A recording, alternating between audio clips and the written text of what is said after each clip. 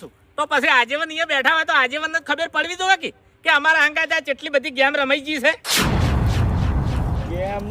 વડીલ તમે કેવા શું માંગો છો કેજો મને. કેવા એ માંગુ છું કે તમને અંધારામ રાખ્યા છે 2 જણાને અને હીરું તમારે જાણવું તો હેડો મારા હંગાત કે ક્ષેત્રનો શેઠ કોણ છે અને અસલ માલિક કોણ છે ને વાવે છે કોણ એ બધી તમને ખબર પડી રહે. હાલ દૂધનું દૂધ ને પાણીનું પાણી હેડજો એટલે હાથમ ફોડા પડશે આવી રીતના.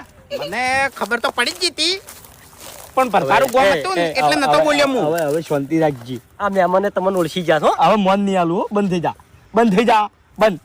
હેડો હરી તમે રહ્યા ને ગોડા છો લે તાણી ગોડા કુટાણા અને તમારા વાદે મુજે ગોડો કુટાણો તમાર હંગાત અવાજ નહીં લેતો હોય. આ તો હું આવી ગયો નકર તમે આખા ક્ષેત્રના હમણાં ફંટા બુઘેડો જ નહીં તો કડી ના થઈ રોતી. એમ તો હું બધું જાણી જ દોત થોડો સમય લાગો તેમ.